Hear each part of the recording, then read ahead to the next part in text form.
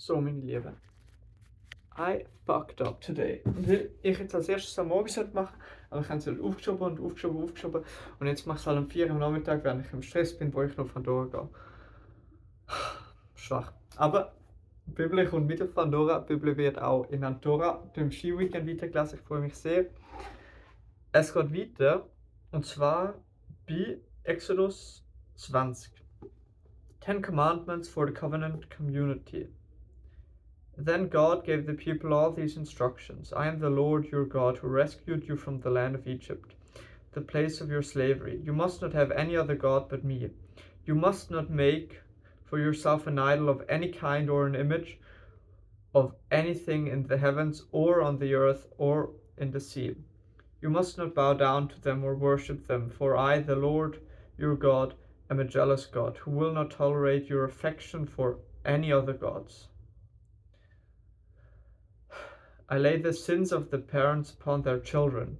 The entire family is affected, even children in the third and fourth generation of those who reject me. But I lavish unfailing love for 1,000 generations on those who love me and obey my commandments. You must not misuse the name of the Lord your God. The Lord will not let you go unpunished if you misuse his name. Remember to observe the Sabbath day by keeping it holy. You have 6 days each week for your ordinary work, but the 7th day is a Sabbath day of rest, dedicated to the Lord your God. On that day, no one in your household may do any work. This includes you, your sons and daughters, your male and female servants, your livestock, and any foreigners living among you. For the 6th day, the Lord made the heavens and the earth and the sea and everything in them. But on the 7th day, he rested. This is why the Lord blessed the Sabbath day and set it apart as holy. Honor your father and mother. Then you will live a long, full life in the land of the Lord your God is giving you. You must not murder. You must not commit adultery. You must not steal. You must not testify falsely against your neighbor. You must not covet your neighbor's house. You must not covet your neighbor's wife, male or female servant, ox or donkey, or anything else that belongs to your neighbor. When the people hear the thunder and the loud blast of the ram's horn, and when they saw the flashes of lightning, the smoke billowing from the mountain, they stood at a distance, trembling with fear, and then said to Moses, "You speak to us and we will listen. But don't let God speak directly to us or we will die." "Don't be afraid," Moses answered them, "for God has come in this way to test you, and so that your fear of him will keep you from sinning." Oh, Old Testament. That's interesting. Your fear of him, so that your fear of him will keep you from sinning. This is how the Old Testament works, but not the New Testament. As the people stood in the distance, Moses approached the dark cloud where God was. Proper use of altars. And the Lord said to Moses, "Say this to the people of Israel. You saw for yourself that I spoke to you from heaven. Remember, you must not make any idols of silver or gold to rival me. Build me an altar made of earth and offer your sacrifices to me, your burnt offerings and peace offerings, your sheep and goats and your cattle. Build my altar wherever I can, wherever I cause my name to be remembered, and I will come to you and bless you. If you use stones to build my altar, use only natural, uncut stones. Do not shape the stones with a tool, for that would make the altar unfit for holy use. And do not approach my altar by going up steps. If you do, someone might look up under your clothing and see your nakedness. Oh, das ist nicht gut. Exodus 21, fair treatment of slaves. These are the regulations you must present to Israel. If you buy a Hebrew slave, he may serve for no more than 6 years. Set him free in the 7th year, and he will owe you nothing for his freedom. If he was single when he became your slave, he shall leave single, but if he was married before he became your slave, then his wife must be freed with him. If his master gave him a wife while he was a slave, and they had sons or daughters, then only the man will be freed in the 7th year, but his wife and children will still belong to his master. But the slave may declare, I love my master, my wife, and my children. I don't want to go free. If he does this, his master must present him before God. Then his master must take him to the door or doorpost and publicly pierce his ear with an awl. After this, the slave will serve the master for life. When a man sells his daughter as a slave, she will not be freed at the end of 6 years, as the men are. If she does not satisfy her owner, she must allow her to be bought back again. But he is not allowed to sell her to foreigners, since he is the one who broke the contract with her. But if the slave's owner arranges her to marry his son, he may no longer treat her as a slave, but as a daughter. If a man who has married a slave wife takes another wife for himself, he must not neglect the rights of the first wife to food, clothing, and sexual intimacy. If he fails in any of these 3 obligations, she may leave as a free woman without making any payment. Cases of personal injury. Anyone who assaults and kills another person must be put to death. But if it was simply an accident permitted by God, I will appoint a place of refuge where the slayer can run for safety. However, if someone deliberately kills another person, and the slayer must be dragged even from my altar and be put to death. Anyone who strikes father or mother must be put to death. Kidnappers must be put to death whenever they are caught in possession of their victims or have already sold them as slaves. Anyone who dishonors father or mother must be put to death. Now suppose 2 men quarrel, and one hits the other one with a stone or fist, and the injured person does not die but is confined to bed. If he is later able to walk outside again, even with a crutch, the assailant will not be punished, but must be compensated for victim for lost wages and provide him full recovery. If a man beats his male or female slave with a club and the slave dies as a result, the owner must be punished. But if the slave recovers with a day or 2, then the owner shall not be punished, since the slave is his property. Old Testament is so rude. What the fuck? Now suppose 2 men are fighting, and in the process they actually strike a pregnant woman, so she gives birth prematurely. If no further injury results, the man who struck the woman must pay the amount of compensation the woman's husband's demand, and the judge approve. But if there is any further injury, the punishment must match the injury, a life for a life and an eye for an eye.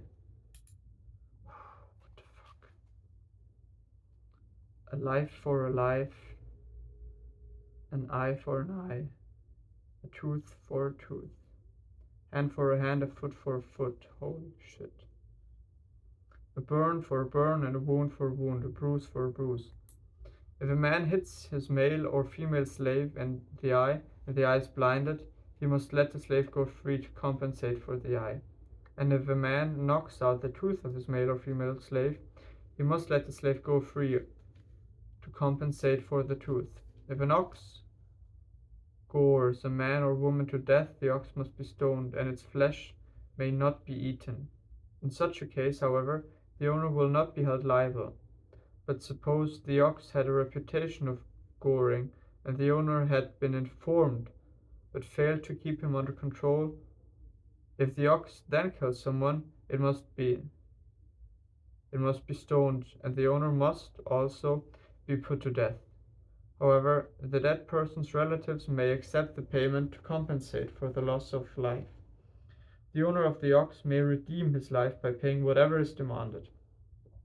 The same regulation applies if the ox gores a boy or a girl. If the ox gores a slave, either male or female, the animal's owner must pay the slave's owner 30 silver coins, and the ox must be stoned. Suppose someone digs or uncovers a pit and fails to cover it, and then the ox or donkey falls into it. The owner of the pit must pay full compensation to the owner of the animal, but if he gets to keep the animal, he gets to keep the dead animal. If someone's ox injures a neighbor's ox, and the injured ox dies, then the two owners must sell the live ox and decide the price equally between them. They must also divide the dead animal. But if the ox had a reputation of goring, yet its owner failed to keep it under control, he must pay the full compensation, live ox for the dead one. But he may keep the dead ox. What the fuck am I even reading? Top juice. Protection of property. If someone steals an ox or sheep and then kills or sells it, the thief must pay back 5 oxen for each ox stolen and 4 sheep for each sheep stolen. If a thief is caught in the act of breaking into a house and is struck and killed, in the process the person who killed the thief is not guilty of murder, but if it happens in daylight, the one who killed the thief is guilty of murder. The thief who is caught must pay in full for everything he stole. If he cannot pay, he must be sold as a slave to pay for his theft.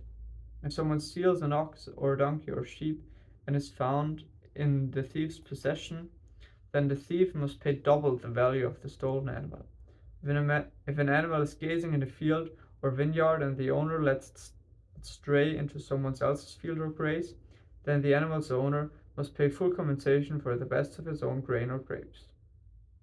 If you are burning thorn bushes and the fire gets out of control and spreads into another person's field, destroying the sheaves or the uncut grain or the whole crop, the one who started the fire must pay for the lost crop. Suppose someone leaves money or goods with a neighbor for safekeeping, and they are stolen from the neighbor's house. If the thief is caught, the compensation is double the value of what was stolen. But the thief is not caught, the neighbor must appear before God, who will determine if he stole the property. Suppose there is a dispute between two people who both claim to own a particular ox, donkey, sheep, article of clothing, or of any lost property. Both parties must come before God, and the person whom God declares guilty must pay double the compensation of the other. Now suppose someone leaves a donkey, ox, sheep, or any other animal with a neighbor for safekeeping, but it dies or is injured or is taken away, and no one sees what happened. The neighbor must then take an oath in the presence of God. If the Lord confirms that the neighbor did not steal the property, the owner must accept the verdict. No payment will be required. But if the animal was indeed stolen, the guilty person must pay compensation to the owner. If it was torn to pieces by a wild animal, the remains of the carcass must be shown as evidence, and no compensation will be required. Someone borrows an animal from a neighbor and is injured or dies when the owner is absent, the person who borrowed it must pay full compensation. But if the owner was present, no compensation is required. And no compensation is required if the animal was rented, for the loss is covered by the rental fee. Social responsibility. If a man seduces a virgin who is not engaged to anyone and has sex with her, he must pay the customary bride price and marry her. But if her father refuses to let him marry her, the man must still pay him the amount equal to the bride price of a virgin. You must not allow a sorceress to live. Anyone who has sexual relation with an animal must certainly be put to death. Anyone who sacrifices to any god other than the Lord must be destroyed. You must not mistreat or oppress foreigners in any way. Remember, you yourselves were once foreigners in the land of Egypt. You must not exploit a widow or an orphan. If you exploit them in any way, they will cry out to me, and I will certainly hear their cry. My anger will blaze against you, and I will kill you with the sword. Then your wives will be widows and your children fatherless. If you lend money to any of my people who are in need, do not charge interest as moneylenders would. If you take your neighbor's cloak as security for a loan, you must return it before sunset. This coat may be the only blanket your neighbor has. How can a person sleep without it? If you do not return it, and your neighbor cries out to me for help, then I will hear, for I am merciful. You must not dishonor God or curse any of your rulers. You must not hold anything back when you give me offerings from your crops and your wine. You must give me your firstborn sons. You must also give me the firstborn of your cattle, sheep, and goats. But leave the newborn animals with its mother for 7 days. Then give it to me on the 8th day. You must be my holy people. Therefore, do not eat any animal that has been torn up and killed by wild animals. Throw it to the dogs. Exodus 23. A call for justice. You must not pass along false rumors. You must not cooperate with evil people by lying on the witness stand. You must not follow the crowd in doing wrong. Then you are called to testify in a dispute. Do not be swayed by the crowd to twist justice. And do not slant your testimony in favor of a person just because that person is poor. If you come upon your enemy's ox or donkey that has stayed awake, take it back to its owner. If you see that the donkey of someone who hates you has collapsed under its load, do not walk by. Instead, stop and help. In a lawsuit, you must not deny justice to the poor. Be sure never to charge anyone falsely with evil. Never sentence an innocent or blameless person to death, for I never declare a guilty person to be innocent. Take no bribes, for a bribe makes you ignore something that you can clearly see. A bribe makes you even a righteous person twist the truth. You must not oppress foreigners. You know what it's like to be a foreigner, for you yourself were once foreigners in the land of Egypt.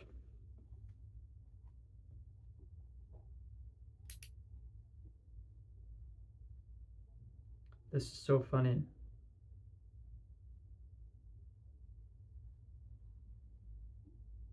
As the Jews are killing millions of people in Gaza right now. You must not oppress foreigners. Plant and harvest your crops for 6 years, but let the land be renewed and lie uncultivated during the 7th year. Then let the poor amongst you harvest whatever grows on its own. Leave the rest for wild animals to eat. The same applies to your vineyards and olive groves. If you have 6 days each week for your ordinary work, but on the 7th day you must stop working, this gives you your ox and your donkey a chance to rest. It also allows your slave and the foreigners living among you to be refreshed. Pay close attention to all my instructions. You must not call on the name of any other gods. Do not speak their names. 3 annual festivals. Each year you must celebrate 3 festivals to my honor. First, celebrate the festival of unleavened bread. For 7 days the bread you eat for 7 days the bread you eat must be made without yeast, as I commanded you. Celebrate this festival annually at the appointed time in early spring at the month of Abib.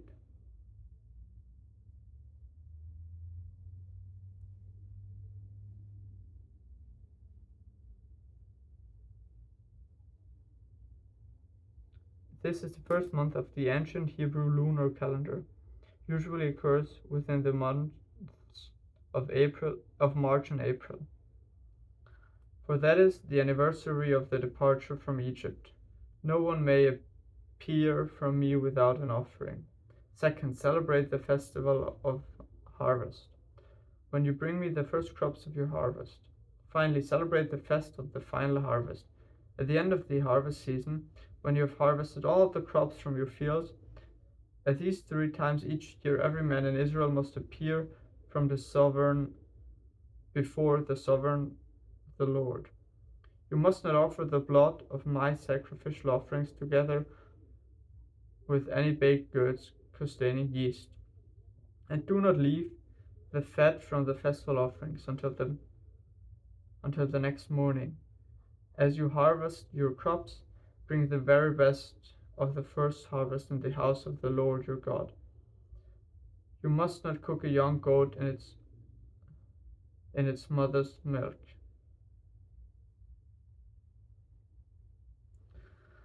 A promise of the Lord's presence. See, I am sending an angel before you to protect you on your journey and lead you safely to the place I have prepared for you. Pay close attention to him and obey his instructions. Do not rebel against him, for he is my representative, and he will not forgive your rebellion. But if you are careful to obey him, following all my instructions, then I will be an enemy to your enemies.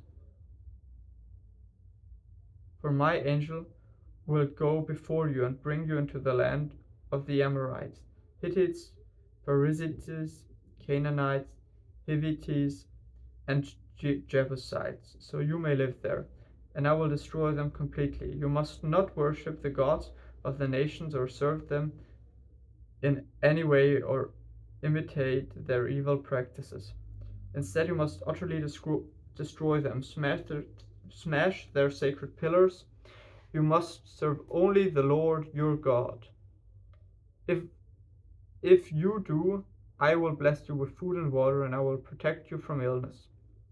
There will be no miscarriages or infertility in your land, and I will give you long, full lives. I will send my terror ahead of you and create panic amongst all the people whose lands you invade. I will make all your enemies turn and run. I will send terror ahead of you to drive out the Hivites, Canaanites, and Hittites.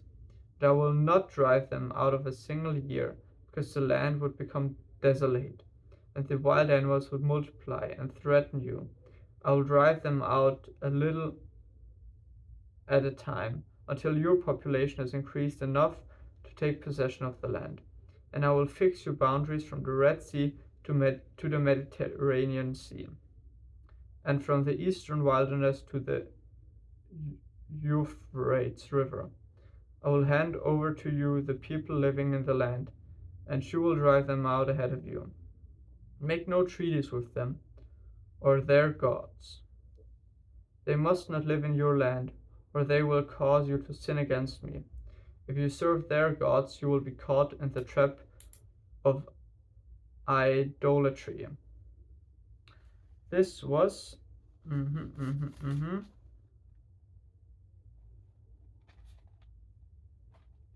the